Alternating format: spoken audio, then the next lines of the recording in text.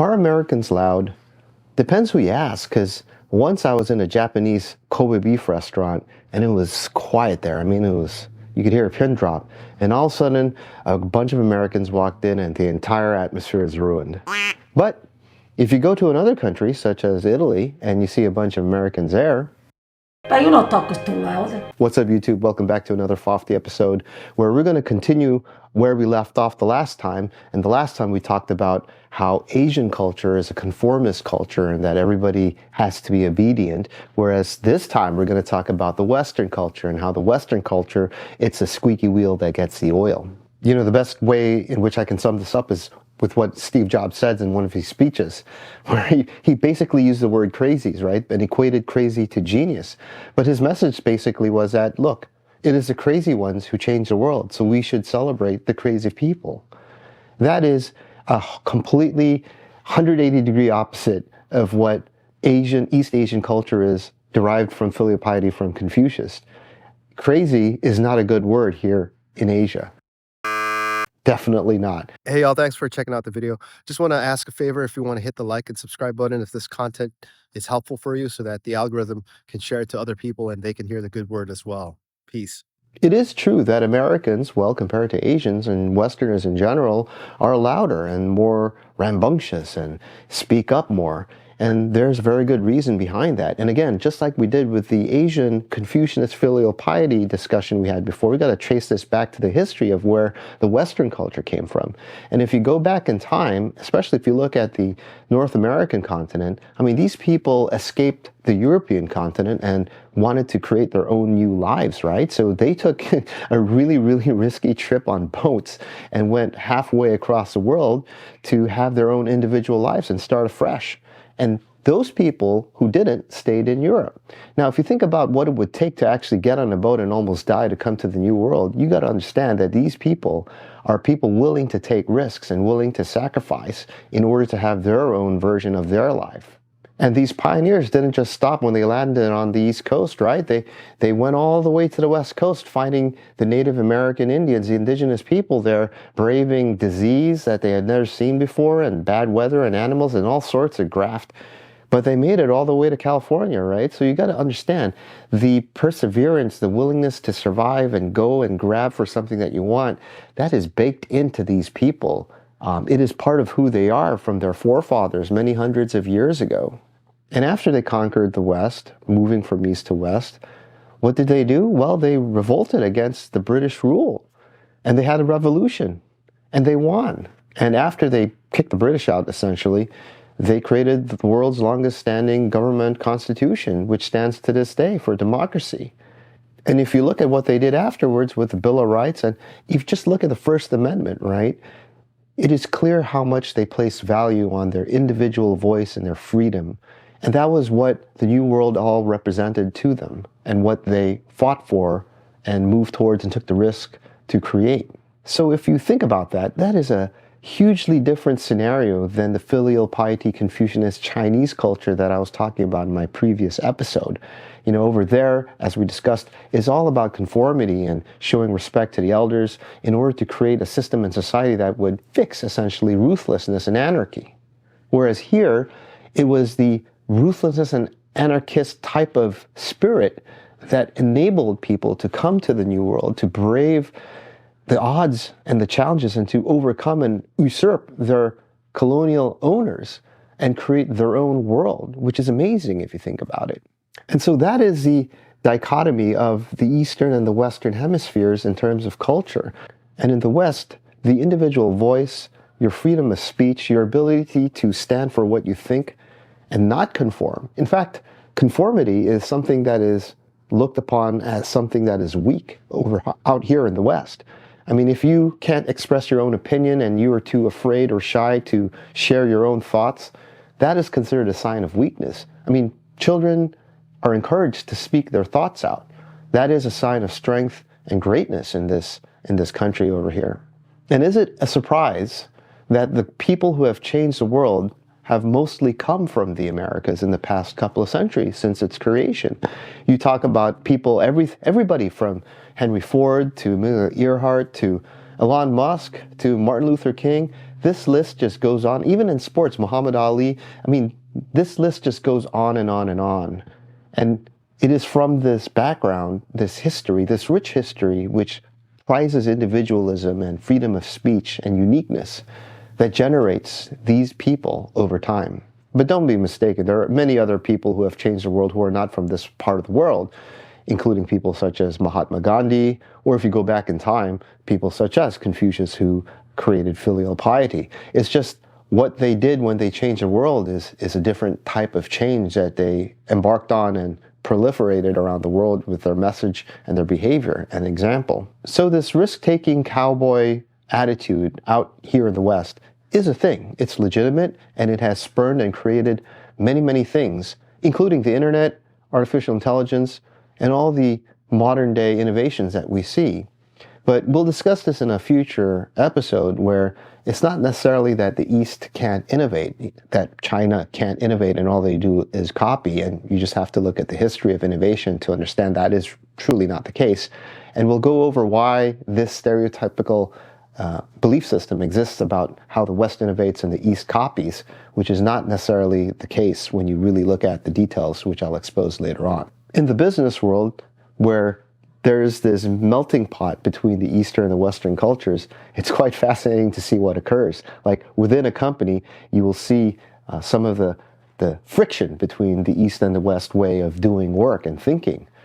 For example, I used to work at a company out here in Asia, and what they did was they hired one of the thought leaders in the space to come over from the United States and work in Asia, in Singapore.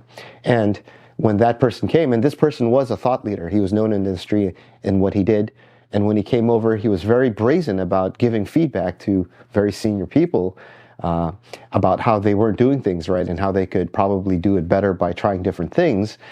And that didn't sit so well. It was not necessarily the message, but it was the way in which the message was given that really rubbed people the wrong way out here in Asia.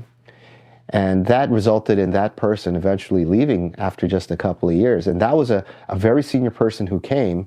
And it was literally just because of the cultural difference in how to communicate the different thoughts and ways of trying different things and doing work that it all fell apart. I'm a mixture of both because, I'm Asian. I mean, look at me, I look Asian, but I did grow up and spend some time in a country that had a lot of American influence, which would be the Philippines, and then, went to the United States to study and then worked here for many decades. So I also have this deep understanding of the American culture. And most people meet me, they think I'm from California or something like that, and I tell them I'm from the Philippines, and they lose their mind. But because of this hybrid nature of my upbringing and my experiences, I have this ability to understand both sides of the equation. And ultimately, what it boils down to is, both bring forward benefits, right? The conformist, Asian, obedient type of way of existing results in very efficient operational capabilities, right? That's why, remember when Honda created cars, these cars would just never break down, right? They were so efficient. You buy a Chrysler or something like that, American car would break down all the time. Terrible reliability. I mean, Six Sigma is a thing that came out of the Japan factories, right? So, that is something that the conformity and filial piety way of thinking brings to the table. And, over out here in the West, the individual seeking me type of attitude brings forth new and novel ideas and the wherewithal to actually pursue them and try and make them work, right? And most of them fail, but the few that do succeed eventually go on to change the world. That's why you'll see things like the internet being, invented and developed in America, and it goes all the way back to the car and electricity and the telephone, and the list goes on and on and on, computers. So both of them, when used properly, can provide really, really good benefits to society, to the economy, and to humanity. However, if you go too far in either one of them, you'll end up with a world of problems. For example, if you're too much of a conformist and obedient nation, you'll end up with essentially a zombie state, right? What's the difference between just replacing everybody with AI and computers that are just, taking orders and following orders and maybe making them a little better and enhancing them here or there, but, essentially, robot nation. Right? And a highly efficient one, but a robot nation. And actually with, the developments of machine intelligence and AI, one has to wonder, with the countries that are overly exposed to this Eastern way of thinking with filial piety and obedience and conformity, what that really means for them in the future. And that includes the countries such as Korea, Japan, and Singapore. Over in the West, if you amp up too high the individual me type of thinking, well, you could run into issues such as anarchy, right? Where everybody's clashing against each other. The systemization of culture and society breaks down, and you'll get anarchy, and you'll have riots, and people just, and this is, as I mentioned in my earlier video, exacerbated by, huge disparity in income that keeps increasing between the ultra rich and everybody else, basically. You'll have, the environment where people and their individual freedom of speech will be amped up, and they'll want their own say, and they'll voice their opinion. You'll end up with, cacophony and anarchy if you're left unchecked. The ideal thing to do is to actually just take the benefits of both sides and kind of merge them together. And that has been something that is not easy to do. If you look at a country like Singapore, they've been trying this, and they've come up with their mix of things where there's a trade-off between both sides. You give up a little bit of freedom, in exchange you get a little bit of security and operational efficiency. I mean, everything just works in Singapore, for example, right? The moment you touch down from the airport to when you leave, everything pretty much just works. Kind of like Germany in a sense.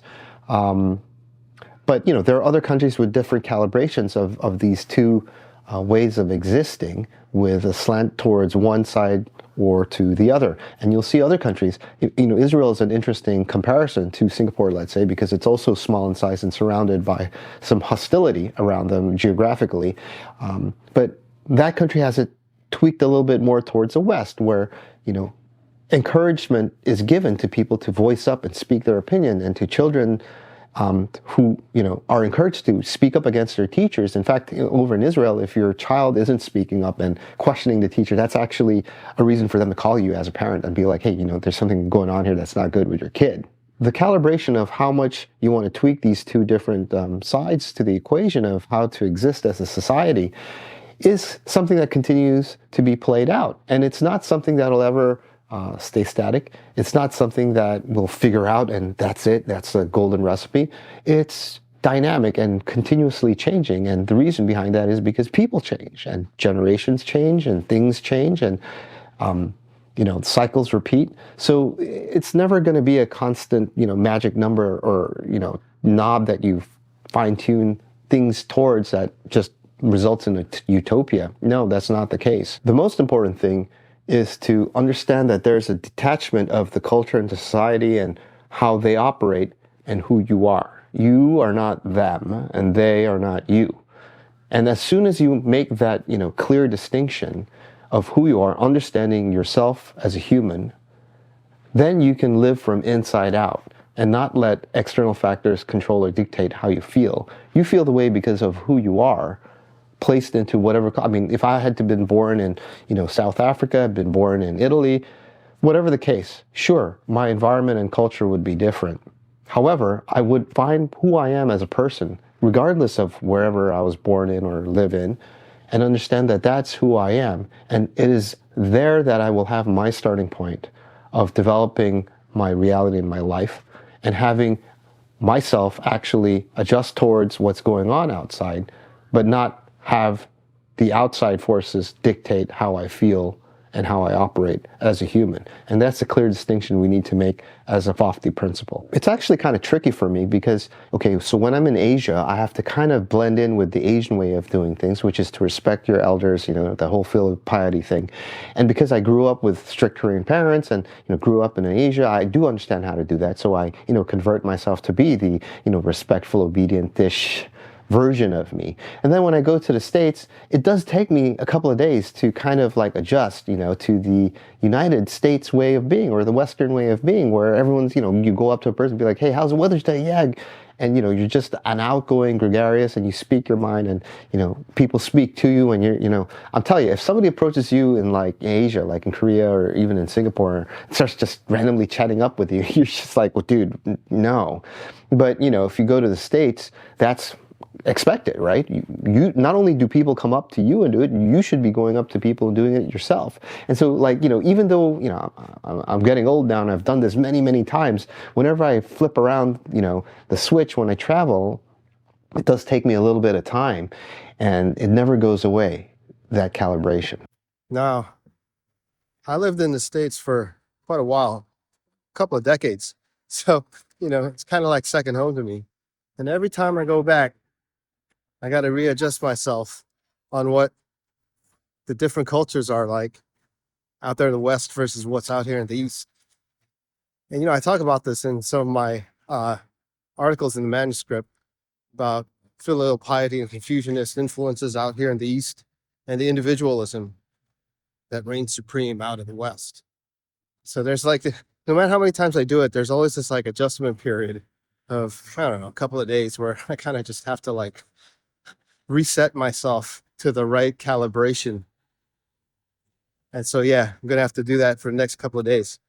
Now that we've covered both the Eastern and the Western philosophies of existence in society and culture, as of this point in time, the next thing we'll do is actually start to talk about how the institutions in these societies operate, such as schools, such as work, and the list goes on, and how that impacts you. And they're vastly different again. But, because now we're involving interpersonal relationships and this, in these institutions, obviously if you go to school, you actually have friends and teachers and people you actually directly relate to, and form relationships with. The bind towards who you are and when you set your expectations up on what is success and what is a failure is that much stronger.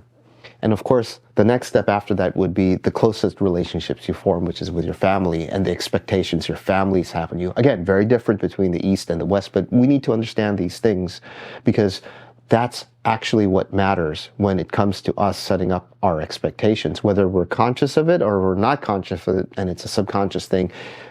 Whichever the way it is, it does affect the way we set up our expectations. And that's the key thing, is for us to understand that, because if we're going to break that down and reconstruct our own personal expectations up, it's paramount to understand the way we operate today and why that's the case. Thanks for watching this episode. I hope you get an idea of now the Eastern versus Western historical context and background, society and culture noise that impact the way you come up with some of your expectations. And join me in the next episode as we dig deeper into institutions where you have direct relationships with people and how that influences the way you set up your expectations in your life. I'll be recording from I don't know where the next time, but it may be in Singapore. Let's see what the future holds for us.